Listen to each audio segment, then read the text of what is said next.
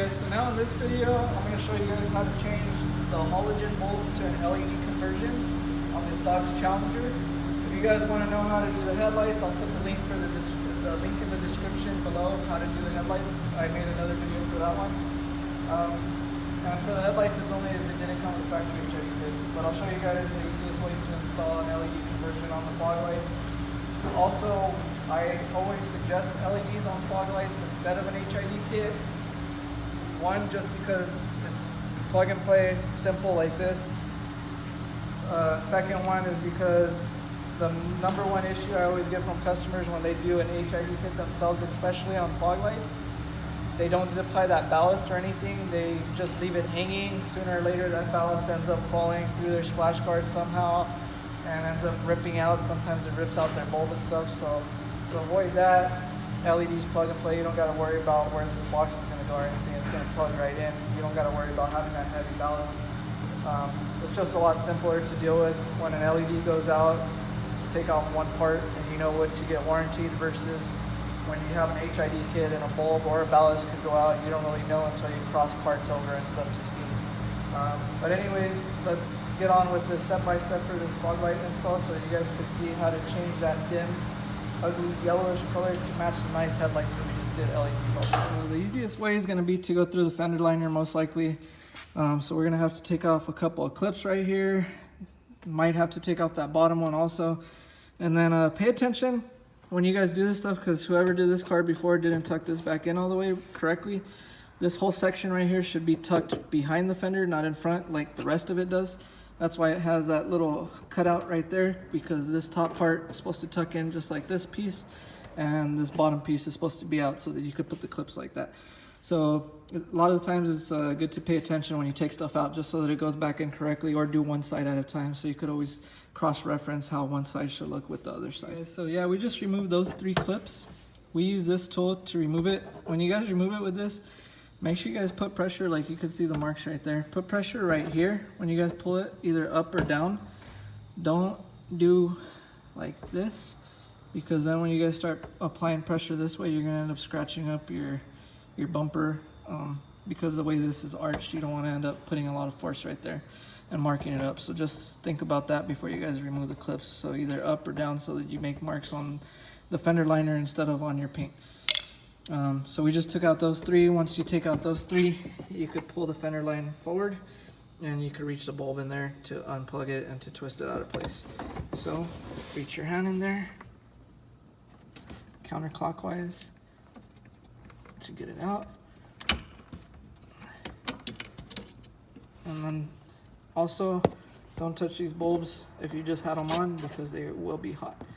Sorry, the camera's not focusing too well. Touch this piece of my camera so they can focus by the clip. There you go. Alright, so you guys have this clip right here that needs to come off. So you have this side, you need to lift the tab, and then lift the tab on this side also. And then after that, you just pull them away from each other and it will push it in the same way at an angle. Put some pressure on it and twist it to lock it in place.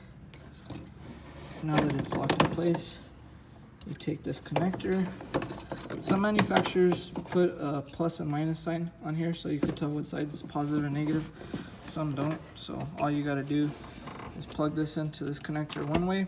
For example, if I plug it in this way and it doesn't turn on, unplug it and flip the connector around like that. So positive and negative will be reversed. So this one they actually did mark it, so I just plugged it in. Like I said, with this one there's nothing to really put anywhere. If you guys want, you could zip tie this to another wire if you want. If you guys got your splash guard, you'll be fine though. If you guys don't have this and it's removed, then yeah, if you're lowered or something, you don't want this to start sagging and end up getting ripped off. So that's the LED kit now on that side. That's that halogen bulb on the passenger side. So you could see a big difference in how bright they are. Also, that's a way nicer color. It matches the little halo rings, the factory halo rings on there. It just looks a lot more curb appealing basically. It makes the car look more luxurious. So now that we know that it works, we're gonna go ahead and put those clips back on. You could also remove those clips with like a flat screwdriver, but it's a pain in the butt. Try and get them out. It's a lot easier with that that tool that we use. Now that we know it works, go ahead and put this stuff back on. We're gonna go ahead and fix this fender liner for him and tuck this piece back in the way it should have been. Put those clips back in. When you guys do the passenger side, it's gonna be the exact same thing. So make sure you turn your wheel. When you do the driver's side, turn your steering wheel to the passengers. When you do the passenger side, turn your steering wheel to the driver's side. That way you just have more clearance. If the wheel was straight right now, there'd be less space right here to reach. Okay, so now the fog lights are both done. And the headlights. Hopefully this video helps you guys out. I'll put the link for the headlight one and the fog lights separate. The step-by-step for both on Dodge Challengers.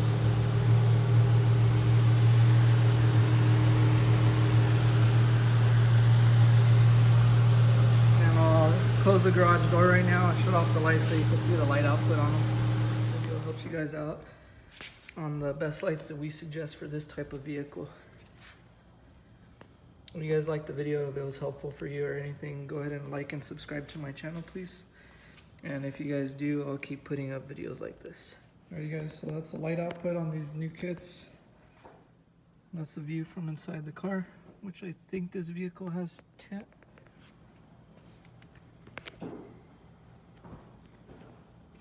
So that's the light output on the Dodge Challenger with the LED kit that we're using on headlights and fog lights. This is a kit we suggest at least for the headlights. For the fog lights, you could use any of the ones we sell because you don't have a dust cap that's going back on.